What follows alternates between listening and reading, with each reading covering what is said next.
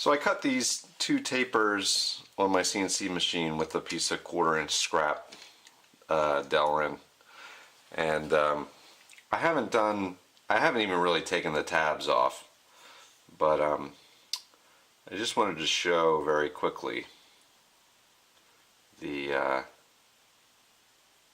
result that I got, which is, is actually pretty good. It's within about a thousandth of an inch. This indicator is hundredths of a millimeter, and you can see even pushing on the table here, I get a pretty big reaction. But if I keep the pressure light, it's not too bad. I haven't done anything to surface these, and literally I just took a chisel here to scratch off the tabs. So I'm going to put some paper down on this and take the high spots off, and then take another look at it. So here's my setup for just lapping this. It's just a piece of 220 set up here on this 234 block. You can see on this side, I believe that this is the curved side because I have some stepping here. I think from probably from some cogging of the stepper motors as it tries to step over and do the angle. This side, this is an old piece of Delrin, and I had some other parts cut out of here, but it shouldn't affect my measurements. And then this piece here, there's a small defect there, and there's a little dent there, and then this is the angled surface. So I have pretty good surfacing across all that. It's actually convenient for me to have these marks in here because I can see the which side is the angled side. So I will go ahead and attempt again to measure this and see how accurate it actually was. Now, unfortunately, I don't have a surface plate, so no, that is not something I did something wrong.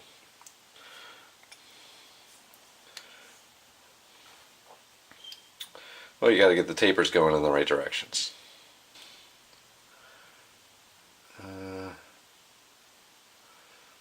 So that's about 2/100ths. My setup here is I have my two tapers stacked on top of each other.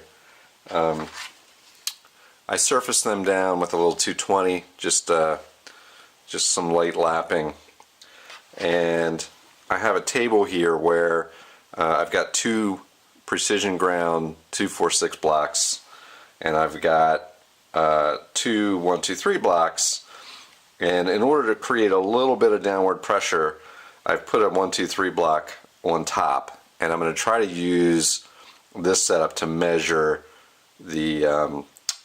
how parallel these are. Now, I don't have a surface plate, but if I don't move this, then my reference stays the same. If I don't put any pressure on the table, then that should all be fine. And so this is, I'm essentially reading at 5 right here. We're pretty much on the money. And as I traverse across here, I'm about a little bit more, about say 70% down on this side, and now I'm about a full 100th, and now I'm about 1/4 of a 100th. If I come back this way, so now I'm a little under 7 here. So this is definitely my low side.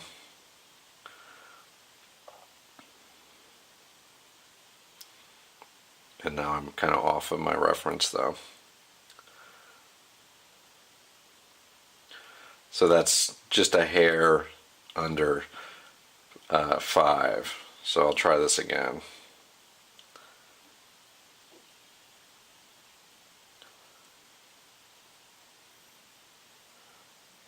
So that time I got about, I would call that about 1.5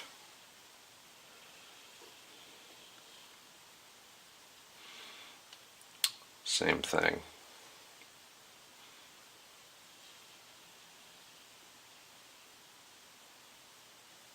It's about 1.5.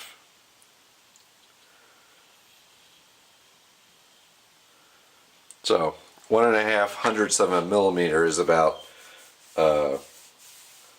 it's about 6/10 of a millimeter. I'd say that's not too bad for my CNC machine, which is pretty much, you know, duct tape and bubble gum together. So I can probably do better on the milling machine. It's going to take a lot more setup, but I have to cut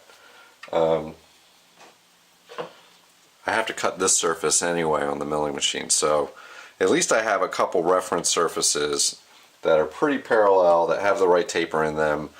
I can use these in lieu of an angle block. I guess the other thing I should test is the angle itself.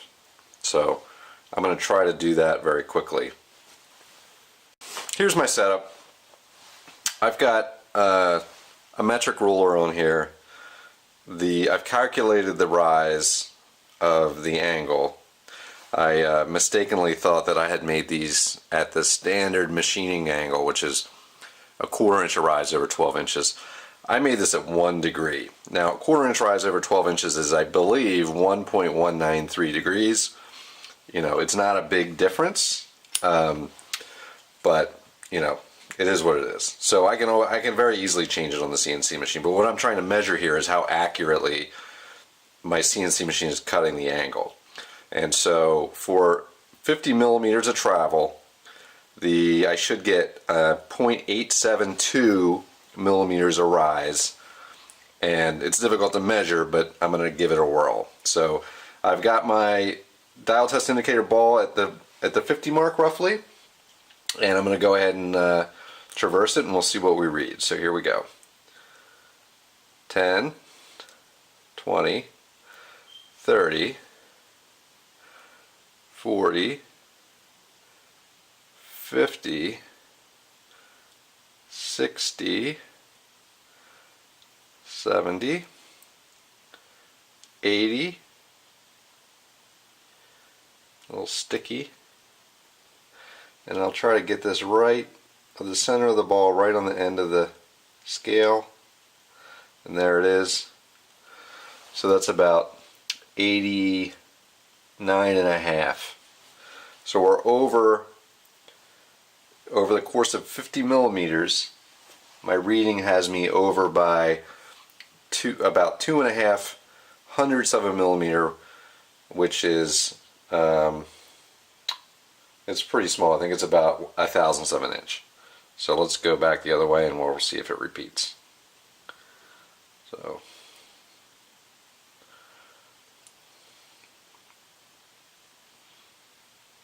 get back down to, so like the hard part about this is the 50 millimeters of travel. So I can line it up with this. I'm about 2.5 over. So let's go back the other way.